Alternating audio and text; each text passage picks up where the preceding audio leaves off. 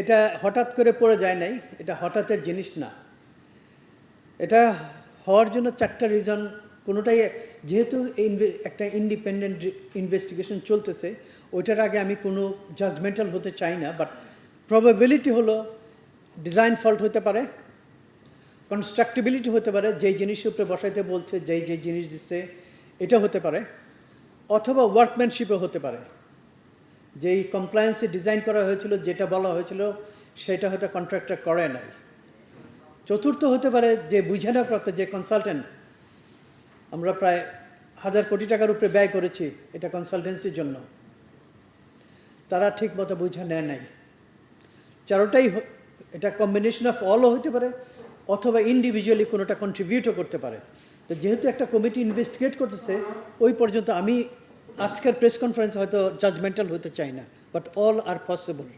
যেই বুয়েট থেকে যে রিপোর্টটা দেওয়া হয়েছিল ওটা ছিল CP03 and 4। ওটাতে বুয়েটের পরীক্ষায় টেস্টে ওটা ফেল করে। তারপরে ওই টেস্টটা আবার তারা দেশে না করে বিদেশে করায় আনছে, সেটা হলো জাপান থেকে, এবং আরেকটা দেশ থেকে করায় আনা সার্টিফাই করছে যে this is fit for purposes. ওইখানে ওটা লাগানো হয়, কিছু বদলানো হয়, বাট ওই জিনিসই লাগানো হয়েছে CP03 and 4। যেটাতে অ্যাক্সিডেন্ট হয়েছে ওই প্যাকেজটা হলো CP05। CP05-এ টেস্টে একবারই পাস করে, এটা বুয়েটেও পাস করে, আমার এখানেও পাস করে, মানে ইন্ডিপেন্ডেন্ট যে চেক করার কথা তাদের পাস করে। এটা আনা হয়েছিল ভিয়েতনাম থেকে, but A Japanese company, manufactured in Vietnam.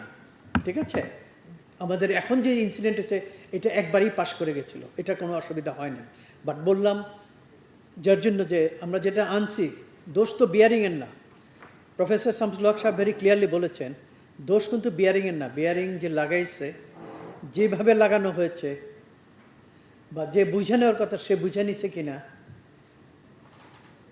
ওইগুলি আমাদের দেখতে হবে। তো যেহেতু এখন investigation committee within one more week রিপোর্টটা দিবে, তারপরে হয়তো আমরা আরেকটা প্রেস কনফারেন্স করতে হবে, ওই আপনাদের জানাই দিতে হবে যে তাদের কি রিকমেন্ডেশন এবং আমরা কি করতে পারি বুঝে নেওয়ার জন্য। যেহেতু এটা প্রথম মেট্রো ছিল বাংলাদেশে, এখানে কোনো ম্যাজিক ওয়েতে এটা লার্নিং কার্ভ সম্ভব না। মেট্রো, আমরা যারা মেট্রোতে কাজ করেছি গত 6 বছর 5-7 বছর, অনেকের লাইফে তো আপনার কেউ মেট্রো চড়েনি নেই জীবনে, কিন্তু আপনারা মেট্রোতে কাজ করেছেন। সুতরাং কেন হয়েছে ওটা ইম্পর্টেন্ট না, ইম্পর্টেন্টটা হলো ওয়ে ফরওয়ার্ড, আমরা কিভাবে এটা প্রিভেন্ট করতে পারি। ঠিক আছে, বুঝে নেওয়ার দায়িত্বটা কনসালটেন্টের, যার জন্য আমরা বিদেশি কনসালটেন্ট রেখেছি, তাদের বুঝিয়ে নেওয়া, আমাদেরকে বুঝাই দেওয়ার দায়িত্ব। এটা একদম very clear and without any degree of ambiguity. ডিএমটিসি TL হলো এমপ্লয়ার, তারা ওদের কাছ থেকে বুঝে নেবে। যেমন এই প্যাকেজটা এখন আমরা বুঝে নেই নাই, বিকজ এটাতে এনাফ ডিফেক্ট আছে। আমরা এনাফ কমিউনিকেশন করেছি যে এই ডিফেক্টগুলি সারার পরে আমি বুঝে নেব।